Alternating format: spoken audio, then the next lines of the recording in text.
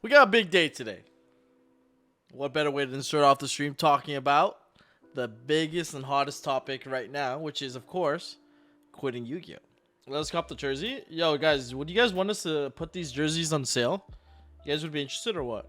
Hey, what's up, guys? Pack back here again. And before we continue with the rest of the video, don't forget to go to tixfilm.com and use Pack10 for 10% off. You can enjoy some of the best sleeves and playmats that Supreme Pro has to offer. Use Pack10 and get 10% off. Enjoy the rest of the video. See ya.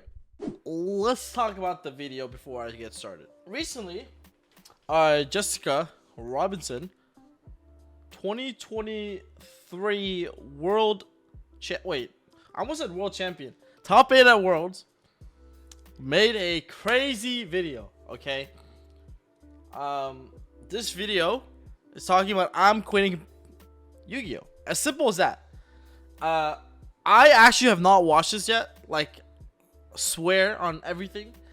So we're actually gonna be reacting to it, and then of course I'm gonna give my thoughts on am I gonna be quitting competitive Yu-Gi-Oh!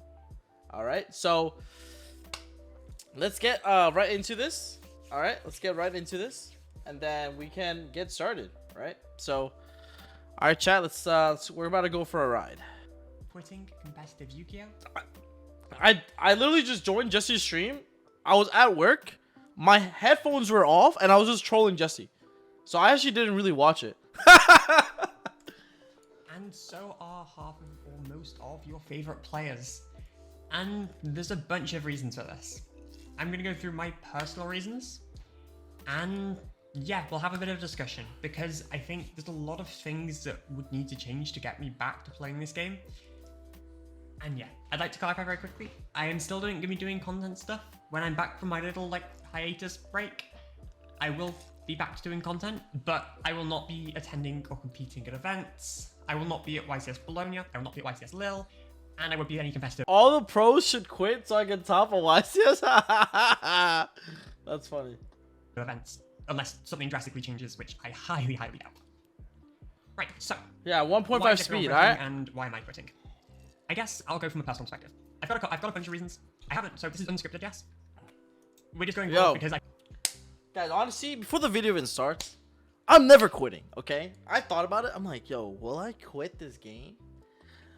I don't think I'll quit, but I do agree that there should be changes to the prize structure. I can't quit. I'll be honest. I'm addicted.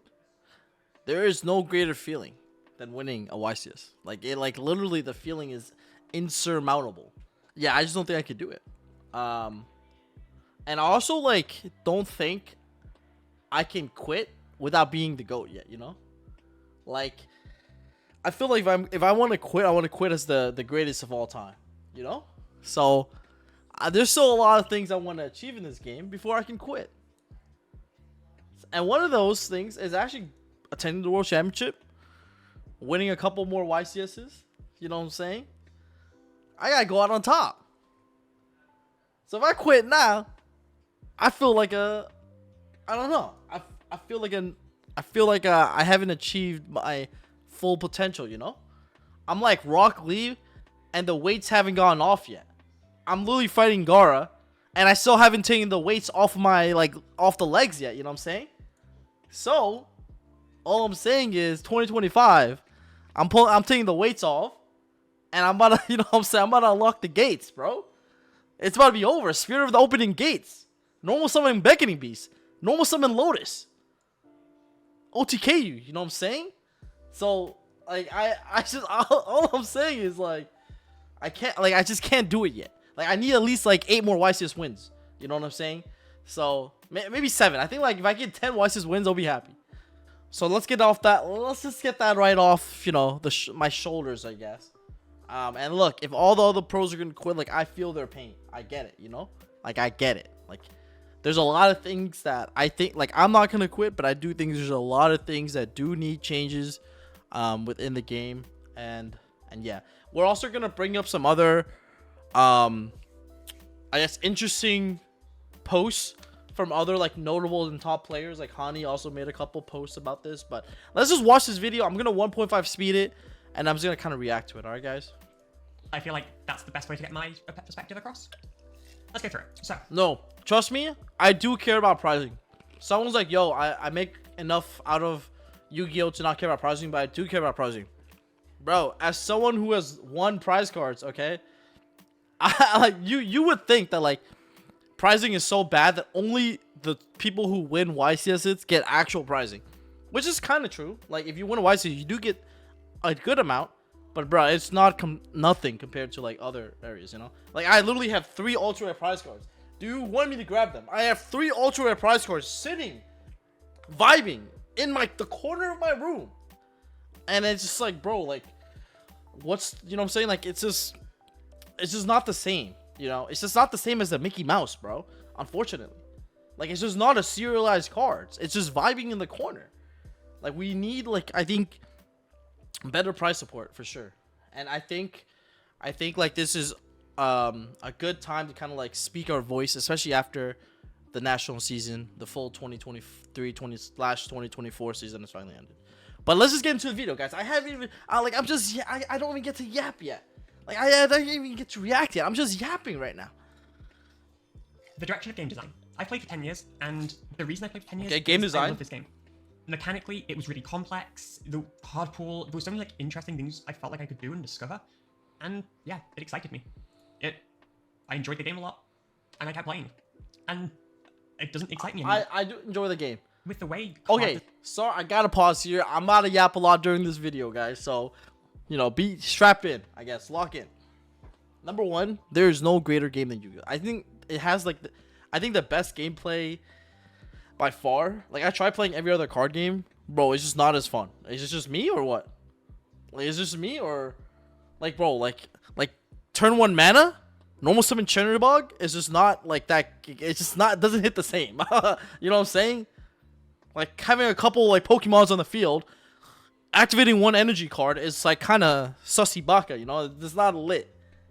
Like I tried it. Like I tried, bro. I literally went to Comic-Con, and they had a booth where they were teaching people how to play Dragon Ball Z. I literally tried it. I was like, bro, take this shit back. I do not want to play this no more. I literally gave them the starter deck back for free. You know what I'm saying? Like, it's just too diff, you know? It's just like, I don't know. I definitely say that, like, I think Yu-Gi-Oh! Definitely has, like, the best gameplay out of all the other card games for sure. Bro, Magic, let me explain to you guys why I like Yu-Gi-Oh! The card game the most. Bro, the Magic the Gathering art is ass, bro. Like the art is so bad. Like I feel like the artists like designed this shit in the 1930s. You know what I'm saying? Like this is like, it's like the art is so but like Yu-Gi-Oh! Art looks so fire. And then like I feel like all their cards are like commons. Like, is that just me, bro? I'm trying to see some super rares, bro. Some cold foils. I'm trying to see some like starlights. You know, like, is that just me? Like, I think there's some nice art, but a lot of the art just looks butt, you know? Like secret rares are so beautiful. Like, secret rares are so beautiful. As a Magic player, it looks like AR art. Yeah, yo, that's a great way to point. Yo, that's a good way to point it out. Magic art looks like AI art. You're right. It looks like a bot drew it. No cap. No disrespect, you know what I'm saying? Of course. But I'm just saying, like, I feel like, you know what I'm saying? Like, I could have drawn that shit. Like, and I'm a terrible artist. They hate him because he spoke the truth. Like, I'm telling you, bro, Yu-Gi-Oh! Looks fire, bro. Like, even this Nightmare Magician, useless ass card. Tell me that shit does not look fire, bro. You know what I'm saying? Like, I'm telling you. Look at the Supernova Dragon. Fire. And these cards are useless. Supernova looks base. We need the animation. Oh, I agree. Supernova is a useless Smudge. These cards are useless. Get spotted by RDA in the next event. Bro, if I lose to RDA, I might actually have to quit Yu-Gi-Oh! You guys are right. Yo, you guys are right. If I lose to Red Dragon Archfiend, you know what? I think I will quit. You know what? No, that will be my last straw. If I lose to RDA at any premiere event, GG's, bro. Catch me at Disneyland playing Lorcana. Design is going. Like, increase, like, more blanket effects, like more charmies, like Dimensional Shifter, Spooky Dogwood, and Spooky Dogwood time rules is like a whole thing. It just doesn't appeal to me. And then when you combine that with the increasing power level, so the first big point I have is to do with power level with cards like Fiendsmith. So the Fiendsmith engine recently released. We saw it in play at North American Nationals and European Championships, and we also noticed the consistency of top players doing well decreased massively. All right, that is true. I guess you have to agree that it is true. Some top players have not, weren't not able to perform as well, and got smoked. But that does happen. That is part of the variance of Yu-Gi-Oh. I think that's fine. So obviously, I want to do well every YCS I go to, every tournament I go to. I want to do well, but sometimes there are actually things you cannot control. And I think you try to control as much as you can, but obviously there are things that are still outside of your control. So it is what it is, this is coming from me where I'm like, bro, I literally got shifter drolled back to back. My only starter is Bonfire. I'm sitting in there like is this a dream? I was actually like, is this a dream? I was like, I was trying to wake myself. I literally was like this. I slapped myself in the face. I'm like, I'm about to not top this. What? I'm about to not top Nats. That shifter draw was kind of crazy. I literally was setting. I set my wanteds. I set 2 wanteds, and I look my opponent in the eye. I'm like, go. And I was just hoping for anything that he just doesn't OTK me. Then he activates Duster. Anyways, how do you get Jolt into shifter? You go Bonfire. Your opponent goes chain shifter, chain troll. And it happens. It happens, bro. I set 2 wanteds and I look my opponent out. I'm like, you go. Go. You know what I'm saying? I was just hoping they thought it was imperms. I'm like, please don't OTK me, right? There's surely imperms. Yeah, the Duster. Harpy's Feather Duster. Response? I didn't even want to chain it. I just let it get destroyed. Especially for European Championships, we saw hardly any of our big top players actually in the top cut of that event, and I think that's because of the power level. Because we have the blanket cards just auto win Dimensional Shifter, and the power level of cores like Fiendsmith. Oh, I didn't chain wanted to draw and shifter because I didn't want to. I wanted to bluff impermanences. So I literally set 2 imperms. And my opponent, believe it or not, my opponent, I did it so that my opponent would think it's impermanence. So I didn't want to chain it because I could just do it at their end phase. So making the game so RNG dependent, making the game more and more RNG dependent, it discourages you from trying as hard, to be honest, or discourages me from trying as hard.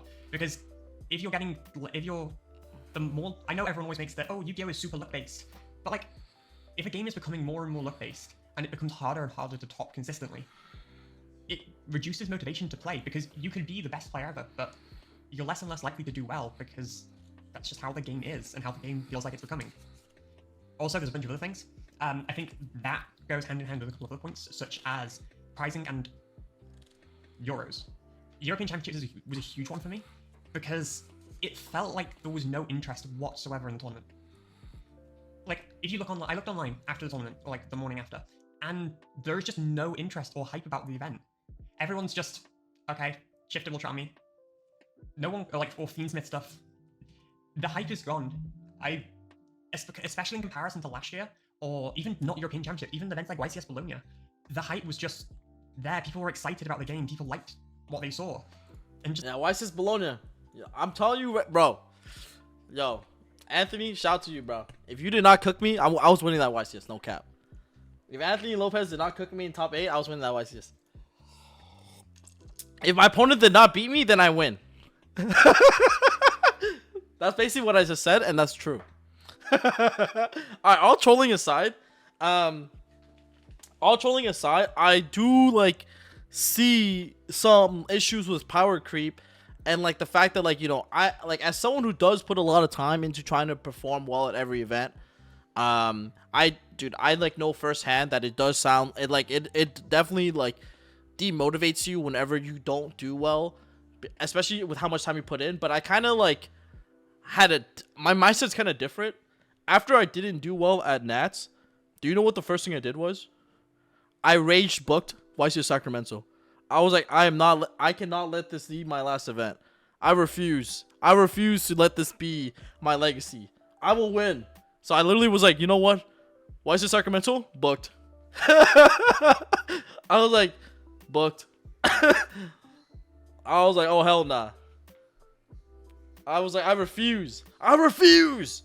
So yeah, see you guys at YC Sacramento. I was locked in. After literally getting demoralized. Like I literally like that level 6 monster looked me straight in the face and said, "You're not going to Worlds this year, brother." And Smokey Dogwood, oh my bro, if you dogwood me, we are not friends no more. If you dogwood me, like just block me, you know? Sorry, Sako. I love you. But but yeah, yes, it's like that League of Legends mentality. You just can't end the night on a loss. You know what I'm saying? Like you can't. Like, so I think like I can understand, you know, like Justice's point about feeling demotivated after putting in a lot of effort, but I felt like I had a different approach. My mindset was kind of different in the sense that I was like, you know what? I can't let all this work go to waste. So I'm gonna like play the next event and try to like show people like the work I did put in, you know, and maybe that would be different. So hopefully YC Sacramento is different. Hopefully I have a little bit more of luck on my side, you know. Just all the hype and excitement is gone, and on top of that, prizing is one of the most frustrating ones because it feels like Konami don't care. The format is becoming increasingly bad, and I don't like the direction of card design and the direction that we're heading in. And if you combine that with the fact that I can put hundreds of hours into like perfecting my deck for a YCS, go like 11-1, let's say in Swiss, lose first round of Top Cut, and I get a playmat that's impossible to sell, or let's say I do go to a YCS and I do win I win the first 2 rounds of Top Cut, I'm in top 8. I get a Nintendo Switch, which doesn't even cover the cost of travel and definitely does not compensate me or make me feel cared about for the hundreds of hours of gameplay and testing I put in to be prepared for this event. It just feels like I'm not cared about as a player. And I think a lot of people feel like that. We can see players quitting in their masses and switching to other card games like Lorcana, Pokemon, Magic, One Piece, because the pricing is better. It does feel like the company cares a bit more.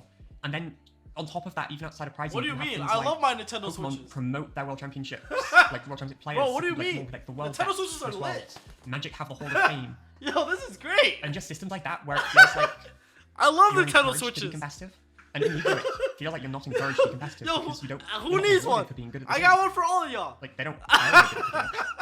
Like, Does anyone need one? I guess one of the examples that pushes it for me is I topped the World I Championship. got one for you. I mean, for and you. I lost first round top 8. For you too. I Chad, walked out empty-handed. Next 100 subs. I'll give you to the next to the highest 100 level of the subs. game, You know. and then top the event at the highest level of the game and walk out empty-handed.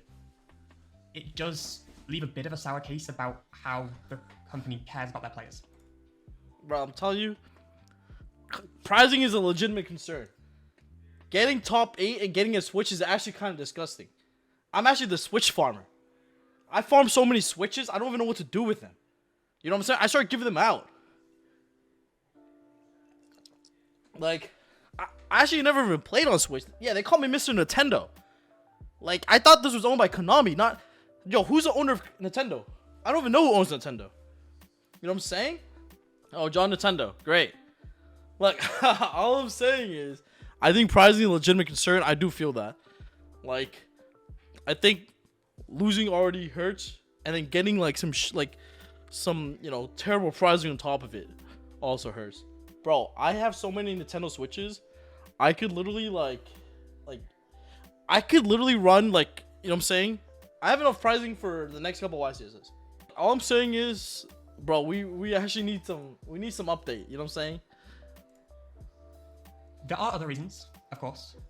Just a couple. Actually, one point I want to bring on YCS is it feels more rewarding to play locals. Like spending hundreds of pounds and hundreds of hours to go to a YCS. Top, and where I could go to a 10-man locals, and it feels more rewarding to do well at that because of the prizing. Like, Bro, I'm not even gonna cap. That might be true. The low key, some case tournaments, bro. Some case tournaments be better pricing, no cap, than some YCS, unless you specifically win. that sounds ridiculous that coming top 32 in a 2,500 player event feels worse than getting first in a 10 event. Like, come on. I'm not going to be stopping playing Yu-Gi-Oh! Entirely. I'm still going to play Yu-Gi-Oh! Casually. It's still mechanically the game that I fell in love with, but I'm done competitively. I'll still be making some content about Yu-Gi-Oh! But I'm also going to make my content a bit more personalized when I come back to it. So it'll be more focused on, well, Cybertruck Legends champion? competitive Bro, Yu-Gi-Oh! no because cap. Like, I've lost let me get a rollie when I get top 4, no cap. Like, what you were saying? Let me get a new car. all interest. Like, they've lost me. There are other factors as well, things like hate and negativity in the community. Yu-Gi-Oh! Is notorious for it, and it does take its toll. I think in comparison to other card games, where other card games just feel more welcoming to players. Like, don't get me wrong, I love the Yu-Gi-Oh! Community, and I have had an amazing year, and I'm super grateful to everyone who supported me. And my community. But yeah, seeing the general negativity within Yu-Gi-Oh! Is another discouraging factor. But yeah, so to conclude, design and cards becoming so powerful that the game is becoming more and more RNG dependent, and players able to top less consistently. Add to that pricing so you're not encouraged to top in the first place, and just generally being, like you're not being encouraged to do well in the first place. The combination of those factors, and then it feels more rewarding to enter locals. That is the reason that myself and many Yu-Gi-Oh! Players are just leaving. I the can game. see that, yeah. And No, I do think pricing is a legitimate Although concern. Yu-Gi-Oh! Has always had these dooming moments where it's like, oh, the game's over, Links are gonna kill the game. I don't think right now is going to kill the game, but I think irreparable damage has already been done to the player base. Like, I thought I'd always be like the last man standing for Yu-Gi-Oh! Because even when people were dooming about other factors, I still love the game, but they've gotten me. So, who knows? We'll have to see. I don't think this is the end of Yu-Gi-Oh!, but I think this is, unless something drastically changes, I do think this is a step in a very, very bad direction. Anyway, that's it from me. Oh, was it? I look forward to seeing everyone in future content, and Oh wow, so that was pretty much the video. Yeah, so I honestly do think like the majority of these concerns are pretty valid. And it's actually it is unfortunate. Like, because a lot of people were like, you know, oh, if you never won a prize card, you can't talk about it. But I'm like, bro, like as someone who's in the position of holding multiple prize cards in my hands, like I never felt worse, you know. So I actually get it. Like, it's actually really, really tough. I think they need some sort of like some change to the structure that I think could be really, really helpful. I think. So for example, here, let's look at some additional tweets. Hani made some comments saying, yo, topping a locals better than top 16 in any Konami tournament. Wins biggest tournament of the year, gets top 8 worlds, gets promotional advertisements, quits the game a year later because pricing sucks and game don't care. $1,000 decks, $1,000 flight and hotel, $100 mat. Holy. So, I think I mean, you could clearly see that. I think a lot of people are definitely there's just so many factors, so many reasons to. I think, but like the thing is, I'm with it. Like, I actually do think that hopefully like there is some change. I know that one of the things that if you guys attended Nats, I don't know if you guys were able to or heard about the announcement. Let me see if I can show you guys. At Nationals and at Euros, they made a announcement saying, hey, can you guys if you guys are interested in trying to help change Yu-Gi-Oh, you guys should fill out this survey. And I think Josh Pavarnik even talks about, look, out of curiosity, not justifying anything, just asking, did you fill out the survey that they post at every YCS? If change is going to happen, the people need to voice their thoughts about the available channels and not just post on Facebook. Your frustrations are valid. Let's get you heard. I think, like, from our perspective, from like, I'm trying to think at it from like a, you know, corporation standpoint. I think if we do want actual changes, I do agree with Josh in the sense that, you know, if Konami North America or Konami Europe needs to, like, if like they can't just go to like the operating company, like, you know, Japan and Shueisha, and be like, yo, you guys gotta help these player base out, because I do believe that like Konami, NA, and like Europe is trying to fight for us. But I think they need empirical data, and I think they need like people who are actually voicing their concerns. They can't just be like, I think they can't just be like, oh, it's obvious or whatever. I think they need like actual evidence to present to management, right? And then I think we really need to like, I think if we want actual changes, we should like fill out these surveys that are mentioned, so that they can have something tangible to present to, you know, like the management, you know, the people who are in charge of decisions, so that they can, you know, so that changes actually do happen. I like, you know, I like, because I'm trying to also understand like from their perspective too, that sometimes it is hard to like get things approved or to get things pushed, especially because like the corporation, like, you know, the operating company, like the people who are in charge of all the decisions, like they need stuff to also go, like, you know what I'm saying, they need like evidence. Like it doesn't just happen because you want it to happen. So I think like this could be like a good, I think this is something that like if you guys attend the next YCS, you guys attend like the next, you know, Euros, whatever, like you guys are gonna need to, I think we need to like start filling out those surveys. I'm definitely gonna be filling them out. And yeah, it's just business, like from their perspective, right? And so like, you know, I think that's my kind of 2 cents on it. I think like the complaints we make on platforms like Twitter, Facebook, YouTube, I don't think it actually, I think like the biggest issue is that they don't really even look at that sometimes, right? I think like that's because from them, if you think about it from the corporation perspective, they see attendance at YCS as the Nationals hit all-time highs, hit like record peaks. So for them, like they're like, yo, we're making money, where like people are attending our events. Like, who cares? Like, people are just like, people are just yapping, so they just ignore it. So, but I think if we go to these tournaments, we fill out these surveys, and then so that people have, like the people in like America or like North America or Europe, whatever, they have tangible evidence to kind of like be like, bro, like look at these surveys, bro. People are complaining at, like, you know what I'm saying? I think every event, if we can get like half the people, like 1,200 people, 1,000 people, like fill out the survey every event, bro, like in 1 year there'll be like 20,000 complaints, no cap.